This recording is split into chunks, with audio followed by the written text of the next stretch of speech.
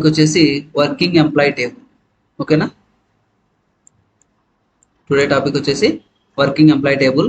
ఇక్కడ ఫార్ములా ఉంటుంది, మీరు రాసుకోండి. Working employee table. ఇప్పుడు సపోజ్ మనం యూనస్, సో వాళ్ళ షాప్లో వాడే పని చేస్తున్నాడు కాబట్టి యూనస్. సో శాలరీ ఎంత అంటే నీకు 9,000 ఇస్తున్నారు. ఎవరు? వాళ్ళు. టోటల్ వర్కింగ్ డేస్ ఎన్ని? 9,000. టోటల్ వర్కింగ్ డేస్ ఎన్ని నెలకి? 30. సో కాబట్టి 30కి వేస్తారు శాలరీ, అంతే కదా. సో మ్యాక్సిమం 30 కదా, 31 కాదు, మ్యాక్సిమం 30. తర్వాత టోటల్ ప్రజెంట్ డేస్. సో కొన్ని రోజులు రాలేదన్నమాట ఆ పిల్లోడు, ఏదో జమాత్కి పోయినాడు, ఏదో పోయినాడు, ఓకేనా. సో 25 డేస్ వచ్చినాడు.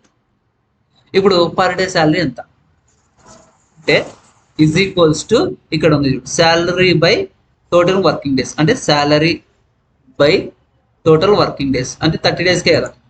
అండ్ డైలీ ఎంత పడింది? 300. ఓకే, ఇప్పుడు నెట్ శాలరీ ఎంత?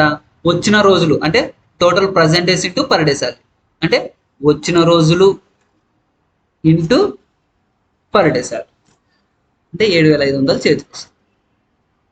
అర్థమైందా? ఇది నెక్స్ట్ పవర్ బిల్. నెక్స్ట్ ఏముంది? Power bill. So power bill గురించి చెప్తాను. ఇప్పుడు సర్వీస్ నెంబర్ ఉన్నది, సర్వీస్ నెంబర్ ఐడియా ఉంది కదా మీకు కరెంట్ బిల్లో.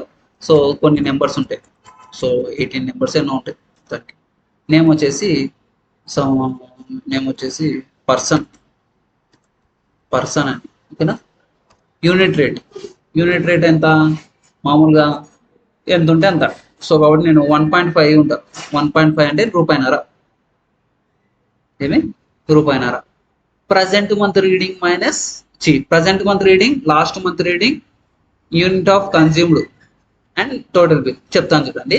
ఇప్పుడు మనం జనవరిలో ఇల్లు కట్టించాం, అప్పుడు 0 ఉంటుంది మీటర్ రీడింగ్. ఫిబ్రవరికి వచ్చేపాటికి 300 యూనిట్స్ కన్జ్యూమ్ అయింది. తర్వాత మార్చికి వచ్చేవాడికి 450 అయింది. అంటే పెరుగుతూ పోతుంది కానీ తగ్గుతూ వస్తుంది మళ్ళీ, అంటే మీటర్ పెరుగుతూ పోతుంది. అప్పుడు ఎలా చేయాలి అంటే ఇక్కడ ప్రజెంట్ మంత్ రీడింగ్ ఎంత? 450, అంటే ఇప్పుడున్న రీడింగ్. లాస్ట్ మంత్ రీడింగ్ ఎంత? 300. ఇప్పుడు నెంబర్ ఆఫ్ యూనిట్స్ కన్జ్యూమ్డ్, అంటే నెంబర్ ఆఫ్ యూనిట్స్ కన్జ్యూమ్డ్ అంటే is equals to present month reading minus last month reading. ఇక్కడ ఉంది present month reading minus last month reading. ఇది నెంబర్ ఆఫ్ యూనిట్స్ కన్జ్యూమ్డ్, ఎంత యూనిట్లు reading అయిందో చెప్తుంది అనమాట. నెక్స్ట్ టోటల్ బిల్ అంటే ఎంత? Unit rate, number of units into unit rate, అంటే ఇది ఇంటూ 1.5, అంటే ఎంత కరెంట్ బిల్లు? 225. అది బిల్ అనమాట. అర్థమైంది? ఇలా క్యాలిక్యులేట్ చేస్తారు. ఏది? Power bill. Next discount. So discount ఎలా అంటే చెప్తాను చూడండి. సో ఇప్పుడు పర్సన్ అనే అతను పోయినాడు, ఎక్కడికి? కర్నూలు పోయినాడు.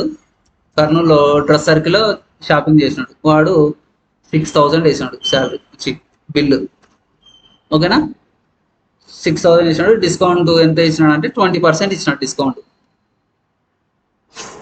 ఇప్పుడు కన్సెషన్ అమౌంట్ ఎంత అంటే ఎంత కట్ అవుతుంది అంటే బిల్లు ఇంటూ డిస్కౌంట్, అంటే 1,200 తగ్గింది. ఇప్పుడు ఫైనల్ బిల్ ఎంత? 6,000 మైనస్ 1,200. డిస్కౌంట్ ఇలా వేయాలి ఎక్సెల్. అర్థమైందా?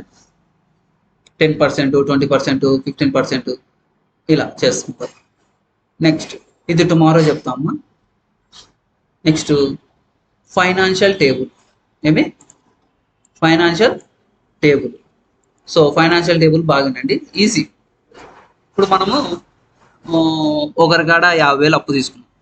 ఎంత తీసుకున్నాం? 50,000 అప్పు తీసుకున్నప్పుడు ఇంట్రెస్ట్ ఎంత ఇస్తాడు వాడు? మామూలుగా ఎంత ఉంది?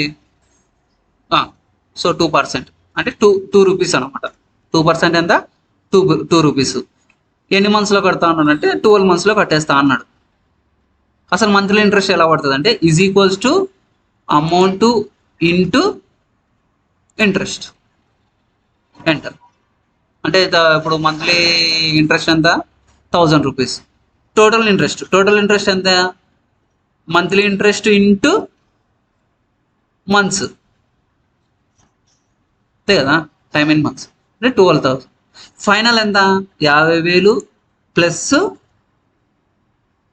Total interest, so 62,000. అర్థమైందా? ఓకేనా?